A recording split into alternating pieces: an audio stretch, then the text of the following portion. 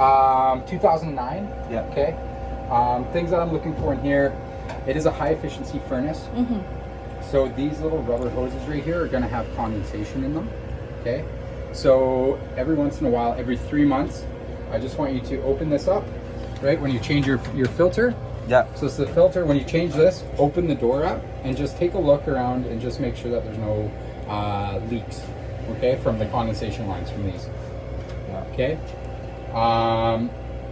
When we had this going, all the flames are nice, crisp blue flames.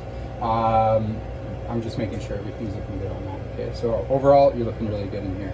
Okay. Yeah. Do you have any questions in here at all? Còn hỏi gì không?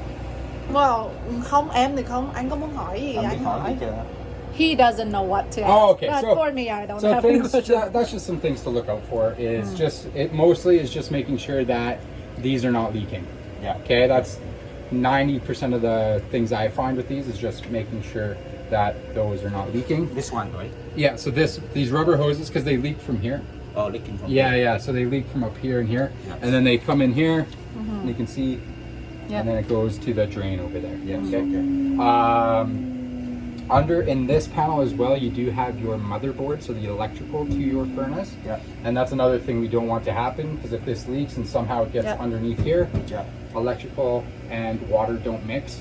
So a new motherboard. So when we say it's leaking, so what should we Yeah. do? So you just call an HVAC guy, and he'll come and just tighten everything up for you. Okay. Okay. So every 2 years, you want to get a duct cleaning and a service.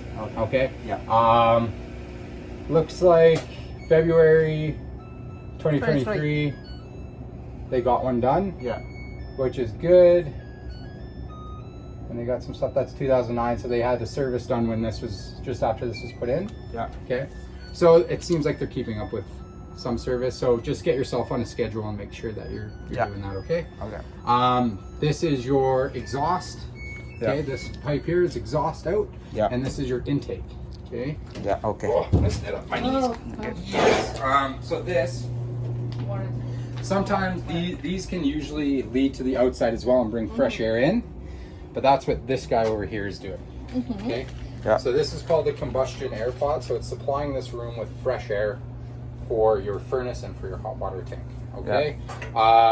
You will notice in the middle of winter that there will probably be some frost buildup and everything on the bottom of that, Yeah. because it is bringing fresh air into a warm space, so it's going to create that condensation frost. Okay. Humidifier is not working. Yep. Okay, so this is your humidifier right here. Okay. Yeah. It's not connected, and there's no humidistat. So if you want, you can get this connected. Okay. Okay. So depending on, they're good and bad. Humidifiers. If you have too much humidity in a home, that's where you get condensation problems, you get window problems, you get attic problems, things like that. So if you have like a big family that are staying here, we admit enough condensation. If you cook a lot, things like that, you may not need a humidifier. Okay? Okay. So just play it by ear. If you notice in the middle of the winter you guys are getting really dry and things like that, you might want to get this thing fired up, and then you'll be good to go. Okay. Yeah. That being said, just watch your humidity levels if you're going to get one. Yeah. Okay, or if you're going to get it connected, and then you can just use it as is. Okay. Yeah. We have a family of 4. I keep mine at around 25% in the winter, and I'm usually Yeah. pretty comfortable. The one upgrade you can do if you start to use this is just continue this hard pipe all the way through, because this will catch a lot of junk in it. Yep.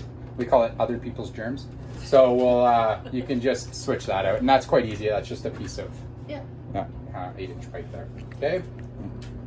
Any questions on this so far? Don't know what to ask. Don't know what to ask. Okay, no problem. I'll just keep talking. Okay. And then, so with this, so every 2 years, okay, maintenance. Yeah. Just to make sure everything's tightened up, because you want to make this last as long as possible. 25-year life expectancy on these. Okay, so 2009, it's about 14 years old. You should get at least another 10. I've had some that last 30 plus years. So we just make sure that you can keep it maintained. Hopefully it'll last a long time for you. Okay. Yeah. They got a bunch of doors and stuff in here. I don't know if you'll need them, but they do. A lot of equipment. And then this is your filter. Go cheap on the filters. Okay.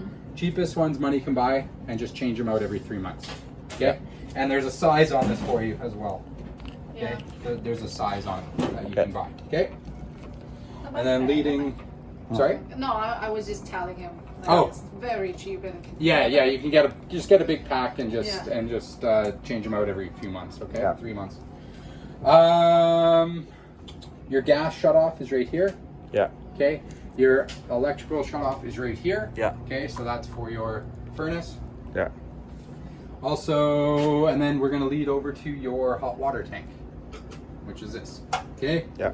Hot water tank. This one is 20. I think it said 2017 on it. Yeah. So it's a 2017 hot water tank.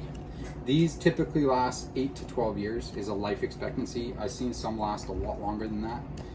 So just keep an eye on it. Replace it kind of as needed.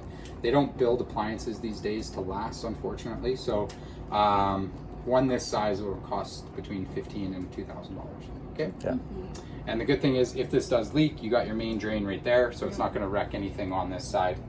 It'll just Yeah. breeze its way over there. Yeah. If you do notice that this is failing, okay, you can turn it off here, shut everything down, and you turn the water off here.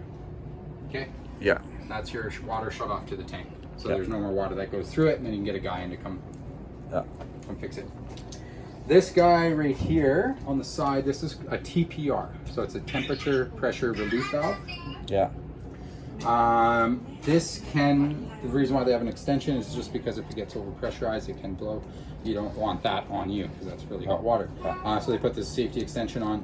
Other ways you can see if your tank is starting to fail is if this is actively pouring out water, that's a sign this is starting to fail. If it has a drip every once in a while, that's completely normal, no problem. Or if you have discoloration, if your water is rusty, if it's red. Yeah. Okay, that's a sign that this will be starting to fail. Yeah. Okay, and then this is your temperature down here. Just leave it at the factory kind of setting where it is. Yeah. Okay, it's on A, so just leave that. Okay, Yeah. because you're not going to get hot water quicker. No. It's just going to make this thing fail a lot faster. Okay. Yeah. And you have a little one running around. You don't want it too hot. Yeah. Other than that, on this side, any questions? No. Nope. Pretty straightforward. Okay. Yeah. Question. What was this again?